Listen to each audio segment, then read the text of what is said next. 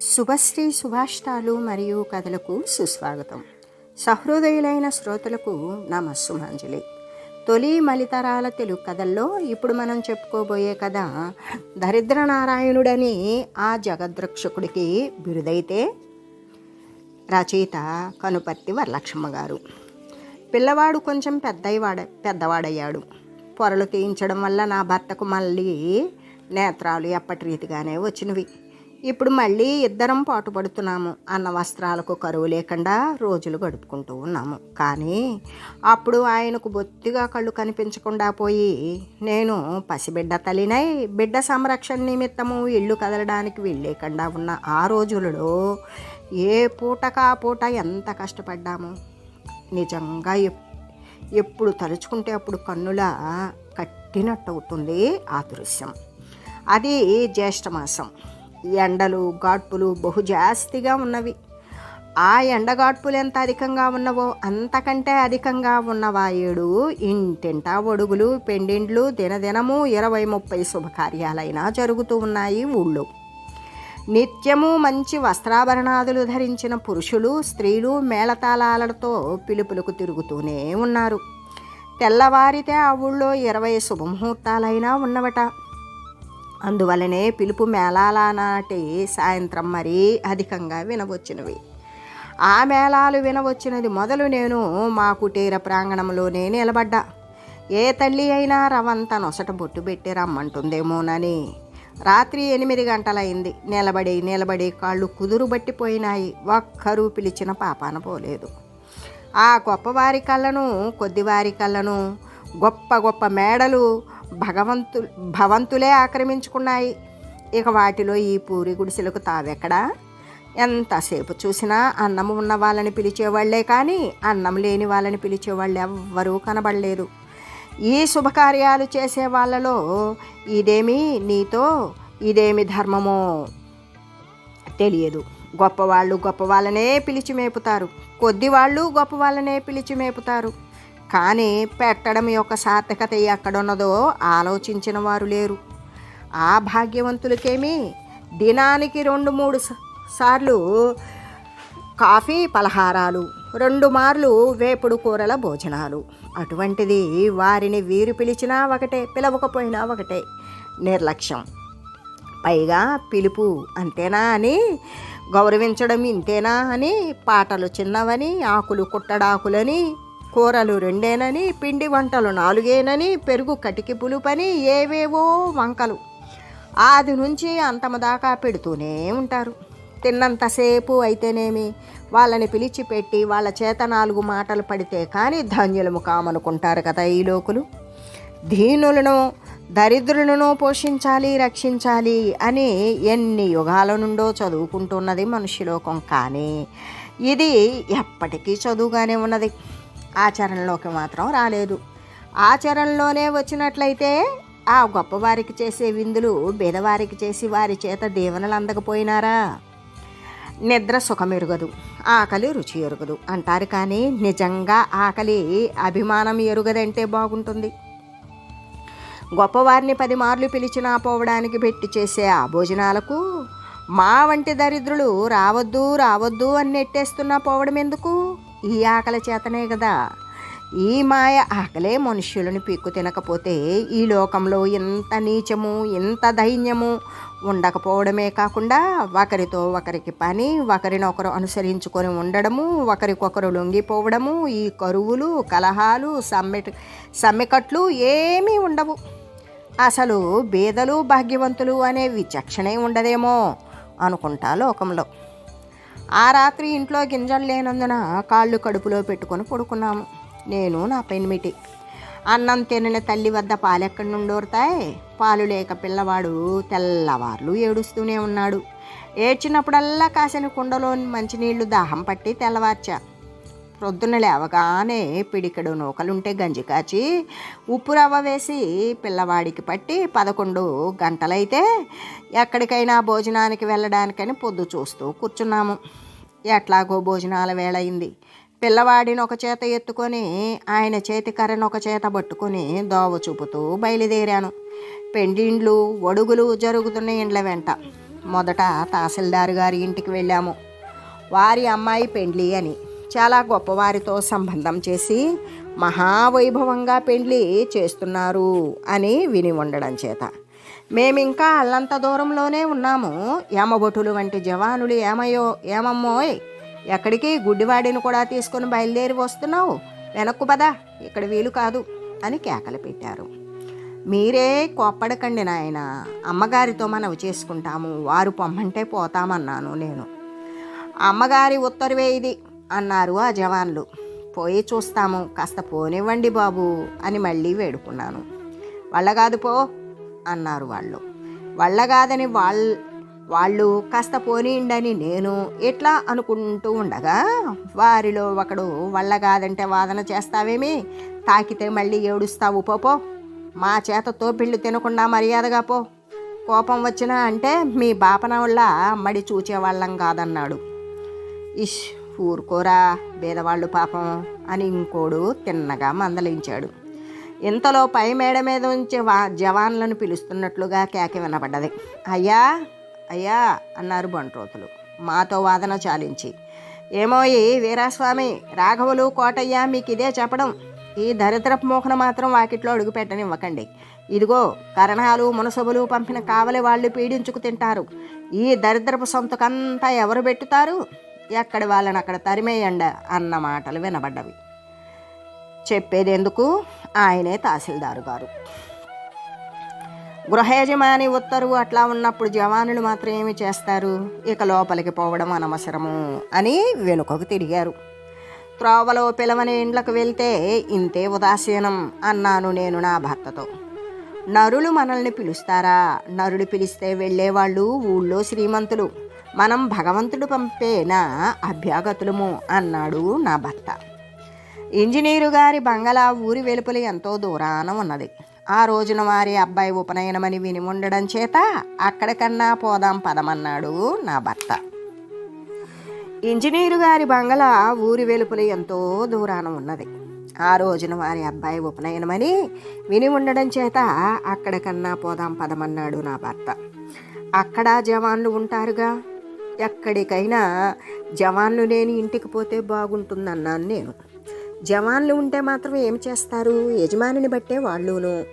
Engineer గారు మహా మంచివారట, అక్కడ జవాన్లు బహుశా ఏమీ అనరులే అన్నాడు నా పెనిమిటి.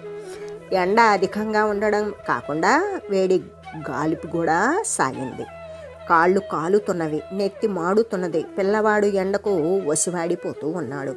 ఎండ తగలకుండా పమిటి కొంగు కప్పి నెమ్మదిగా ఆయనను కర్ర పట్టుకొని నడుస్తూ ఉంటే పమిటి కొంగులో ఉన్న రాము గుడ్డ తొలగించి తొంగి చూస్తూ మరలా గుడ్డలో దూరి కిలకిలా నవ్వుతూ నాతో దోబూచులాడటం మొదలుపెట్టాడు. దారిద్ర్య దుఃఖదావాగ్నిలో మాడిపోతున్న నా హృదయానికి శీతల తుషార బిందువు సోకినట్లయినది ఆ దోబూచి. బంగళాకు చేరేటప్పటికీ అరగంటకు పైగా పట్టింది. ఇంజనీరు గారు వాకిట్లోనే పచారు చేస్తూ ఉన్నారు. ఆ చల్లని ప్రభువును చూస్తే కడుపు నిండినట్లుగానే ఉన్నది. జవానులు ఏమీ అనలేదు, చూస్తూ ఊరుకున్నారు. మహద్భాగ్యం అనుకున్నాం. రోడ్డు దిగి సైడు కాలువ దాటించి తిన్నగా నా భర్తను దొడ్డి వాగిట వంట పందిట్లోకి చేర్చాను. వడ్డన యత్నంలోనే ఉన్నారు అందరూ. ఏదో మూల నా భర్తను కూర్చోబెట్టుకుందాము అనుకుంటూ అటు ఇటు చూస్తున్నా. ఇంతలో ఒక ఆమె ఇంట్లోంచి వచ్చింది. ఆమెకు ఒంటి మీద ఎక్కడ చూచినా రవ్వ కెంపు మెరుస్తున్నది. మెడ తిరగకుండా ఉన్నవి బంగారపు గొలుసులు, నానుత్రాళ్ళు, కాసుల పేర్లు, చుట్టూ జరీ పట్టు చీర కట్టుకొని ఉన్నది. నన్ను చూడగానే ఎవరమ్మా నీవు, సరాసరి వంట పందిట్లోకే జోరబడ్డావు, ఈ గురుడివాడెవడు, మీ తాలూకు మనిషేనా, ఆయనను తీసుకుపదా అవతలకు అన్నది. అమ్మ, ఏదో పేదవాళ్ళము అన్నాను. ఈ పేదతనానికేమిలే, కాస్త శుభకార్యం తలుచుకుంటే సరి అక్కడి నుండే పుట్టబగిలినట్టు తయారవుతారు అన్నదామె. ఏమో అమ్మ, తాము లక్ష్మీ కటాక్షం పొందిన వాళ్ళు కనుక తమ వాకిట పచ్చని తోరణం కడితే మా వంటి దీనులకు సంబరం అన్నాను. ఈ ముఖస్థుతులకేమిలే పదా అన్నదామె. ఆ కాలం అయిపోయింది, ఆ విటివాడు కరుణించండి అన్నాను నేను. ఓహో, మాటలు చాలా నేర్చావే. ఆయన అవిటివాడైతే నువ్వేం చేస్తున్నావు దొంగలాగు? ఏమోయి పాపయ్య, మీకేమీ బుద్ధి లేదు. ఈ సొంతనంతా ఎట్లా వదిలేసి ఊరుకున్నావు అన్నదామె. వెంటనే జవాను ప్రత్యక్షమయ్యాడు.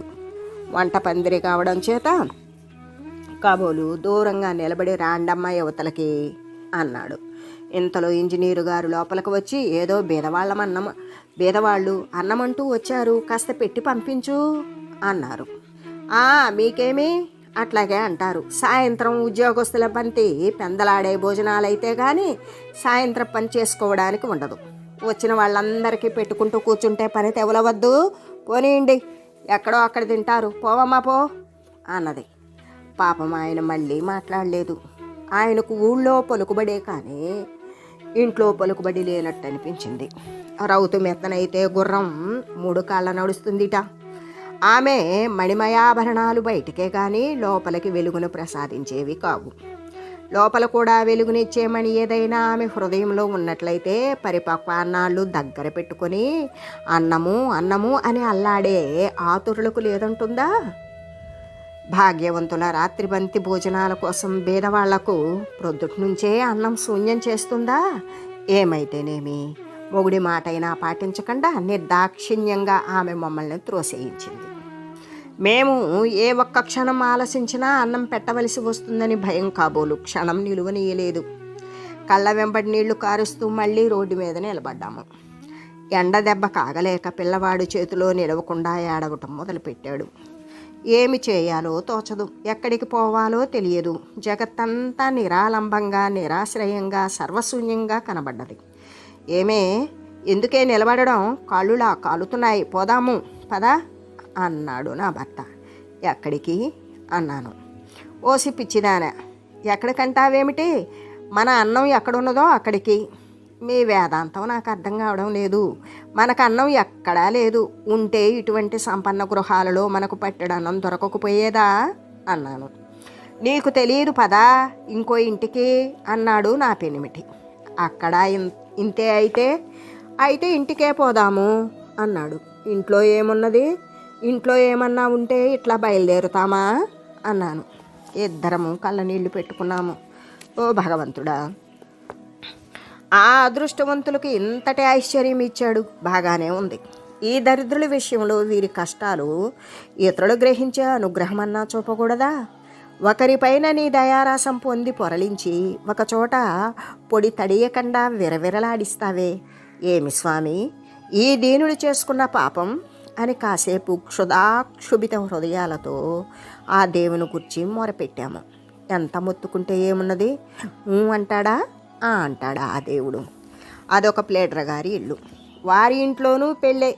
వాకిటి నిండా పరదాలు కట్టి ఉన్నాయి. వడ్డన జరుగుతోంది. అందరూ విస్తళ్ళ ముందు కూర్చొని ఉన్నారు.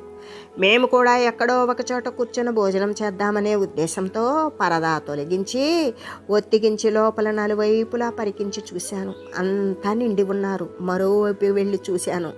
అదృష్టవశాత్తు 4 వడ్డించి ఉన్న విస్తళ్ళు కనపడ్డాయి. ఎవరైనా అక్కడ కూర్చున్నట్లు చెంబులైనా పెట్టి ఉండలేదు. ఇక ఇక్కడ అన్నం దొరికినట్టే అని సంతోషపడ్డాను. నమ్మ ఆయన్ను తీసుకొచ్చి ఒక విస్తర్ ముందు కూర్చోబెట్టి నేను ఒక విస్తర్ ముందు కూర్చున్నాను. విస్తట్లో అన్నం చూచి కేకిసలు కొట్టుకుంటూ దాని మీదకు దూకబోతున్నాడు. ఇంతలో ఎక్కడి నుండి వచ్చిందో ఒక వితంతువు. సన్నగా మెరికెలా ఉన్నది. హృదయంలోని కాఠిన్యం పొడుచుకు వచ్చినట్లు కనబడుతున్నది ఆమె ముఖాన. ఆమె గొంతు చించుకోవడం చూస్తే ఆ ఇంట్లో ఆమెదే సర్వం సహాధిపత్యంగా కనబడుతూ ఉన్నది. ఆమె మళ్ళీ జవాబుకైనా అవకాశం ఇవ్వకుండా, ఎవరమ్మో నీవు, ఈయనొక ఆయనను దగ్గర పెట్టుకొని కూర్చున్నావు, లే లే లే, అవతల పెద్ద మనుష్యుల భార్యలు కూర్చునే తావులేక నిలబడి ఉన్నారు, లే లే తొందరగా అని తొందరించింది.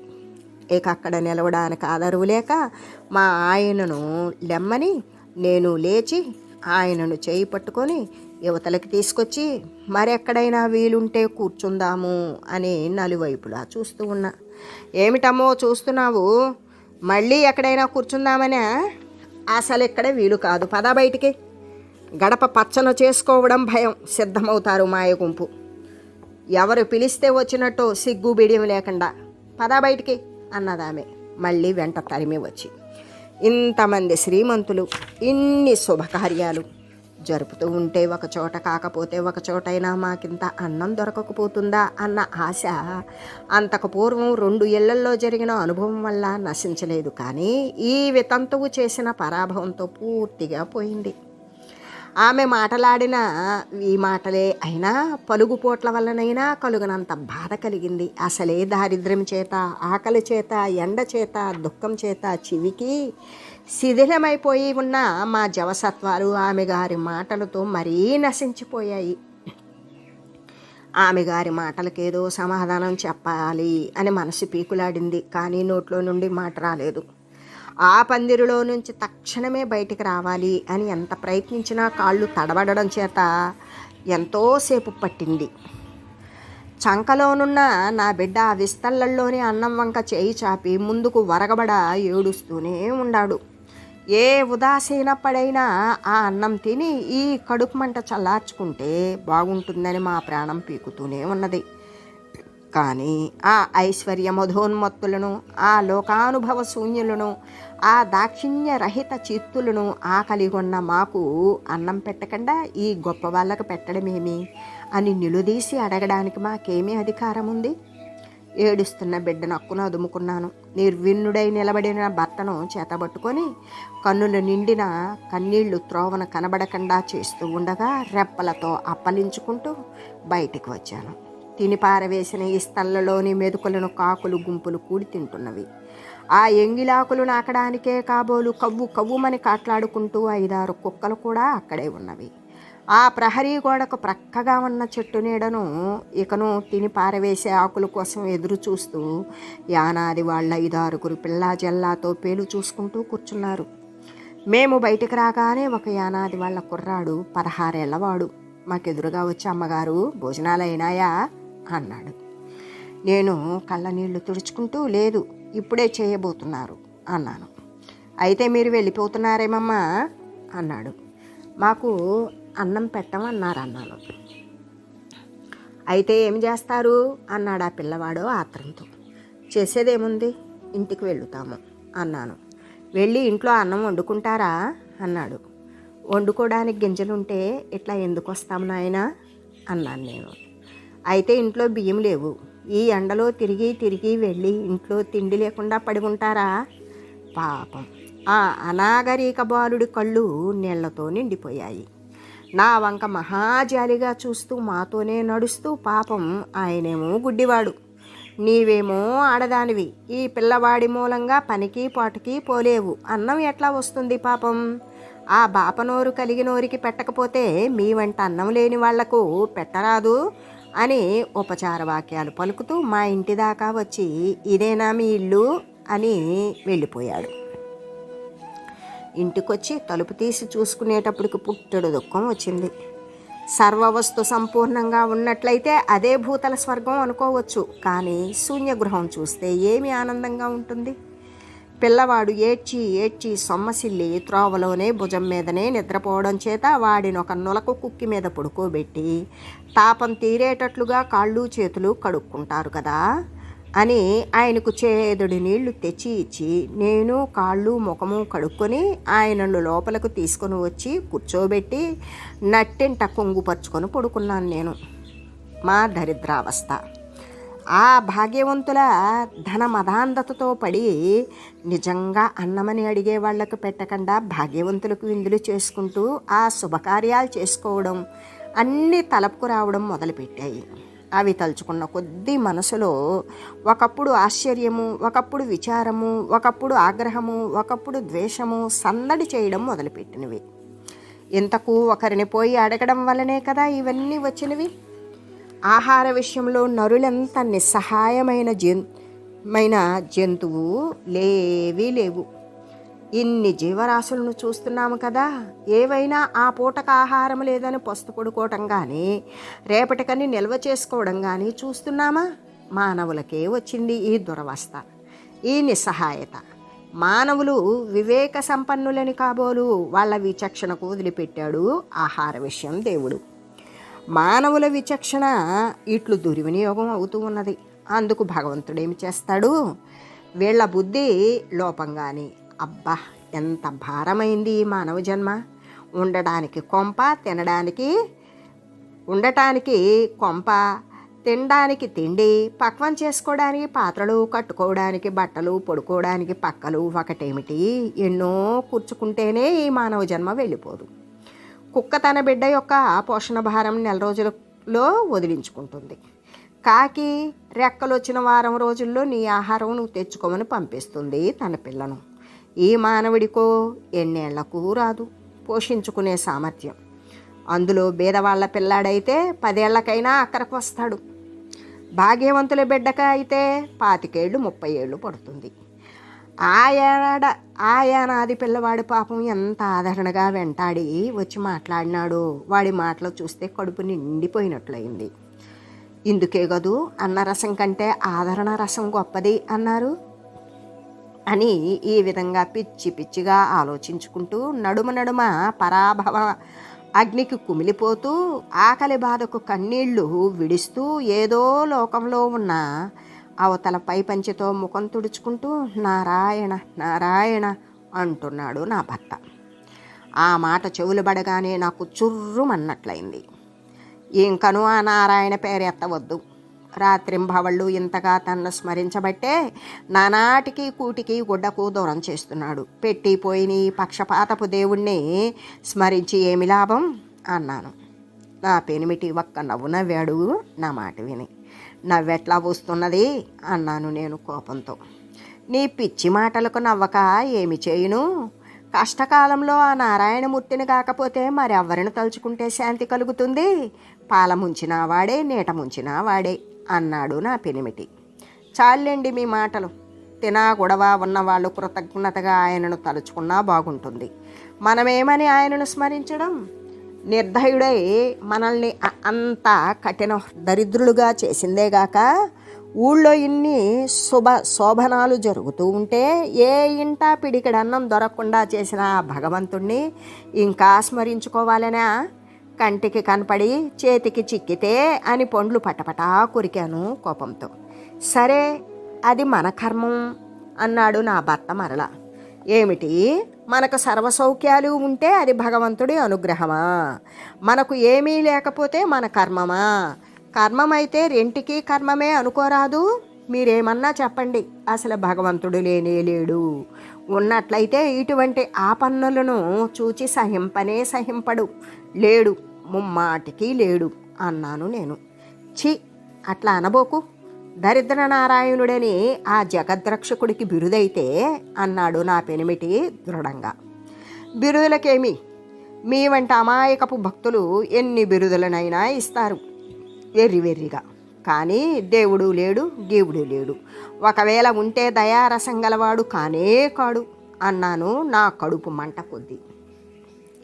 ఇంతలో ఎవరో వస్తూ ఉన్నట్టుగా వాకిలి వైపు కాళ్ళ చప్పుడు వినపడ్డది. ఎవరో అని ఆలకిస్తూ ఉండగా అమ్మగారు అన్న పిలుపు వినిపించింది. ఎవరు అని చివాలున లేచి తలుపు తీశా. యానాది కుర్రవాడు. ఏమిరా అన్నాను. ఇదిగో బియ్యం తెచ్చా, చేట పట్టండి. ఎక్కడివి అన్నాను. బజారు నుంచి కొనుక్కొచ్చా అన్నాడు. డబ్బో అన్నాను. నా దగ్గర ఉంటే తెచ్చా అన్నాడు. పాపం నీకు మాత్రం ఎక్కడివి అన్నాను. పొద్దున దొరవారి గుర్రానికి గడ్డి చెక్కుకొస్తే పావలా ఇచ్చారండి అన్నాడు. మాకు ఇవాళ ఎంగిలాకుల్లో అన్నం దొరుకుతుందిగా అన్నాడు. ఇవాళ వెళ్ళితే సరే, రేపో అన్నాను. రేపు మళ్ళీ గడ్డి చెక్కుకొని పావలా సంపాదించనా అన్నాడు. ఏమి ధైర్యం! 100,000 1000 సంపాదించిన శ్రీమంతులకైనా లేకపోయిందే ఈ ధైర్యం అనిపించి, అయినా అబ్బాయి మీరైనా బేదవాళ్లే, మీ కష్టార్జితం మాకెందుకు నాయనా అన్నాను. బేదవాళ్ళకే బేదవాళ్ళ కష్టాలు తెలిసేది, మీకెందుకు, పట్టండి అన్నాడు. ఇదేదో భగవత్ ప్రేరితం అనుకున్నాను. ఒళ్ళు జలధరించింది. మాట్లాడకుండా చేట తెచ్చి ముందు పెట్టాను. చెరుగులో బియ్యం చేటలో పోశాడు. ఒక అడుగు ముందుకు వేసి మళ్ళీ వెనక్కు తిరిగి, అమ్మా అన్నంలోకి ఏమైనా ఉన్నదా అన్నాడు. కుండలో గోగు పచ్చడి ఉన్నదిలే అన్నాను. క్షణం నిలవలేదు, రివ్వున వెళ్ళిపోయాడు. నాకేమో భయమైంది. గుండెలు జల్లుమన్నవి, శరీరం గగురు పొడిచింది. ఆ అనాగరిక బాలుడి ముఖంలో ఏదో దయారసంతో కూడిన అపూర్వ తేజం కనిపించింది. అదే కాబోలు భగవత్ తేజం అనిపించింది. ఇంకా కాసేపు ఆ ముఖార విందం సేవించకపోతేనే అనుకున్నాను. కానీ ఆ బాలమూర్తి ఒక్క క్షణం సేపైనా నిలిస్తేగా చూచేది. మా సంభాషణలంతా జాగ్రత్తగా వింటూ ఉన్న నా భర్త, నే చెప్పలేదుటే భగవంతుడు దరిద్రనారాయణుడని అన్నాడు. అవునవునవును అని చెంపలు వేసుకొని చేతులు జోడించాను. ఈ కథ మీకు నచ్చినట్లయితే లైక్ చేయండి, మీ మిత్రులకు షేర్ చేయండి. క్రొత్తగా చూస్తున్న వారైతే సబ్స్క్రైబ్ చేసుకోండి. మీ అభిప్రాయాలను కామెంట్ రూపంలో తెలియజేయండి. నమస్తే, ధన్యవాదాలు. శుభశ్రీ సుభాషితాలు మరియు కథలు, క్షీరపురము, సాగర తీరము.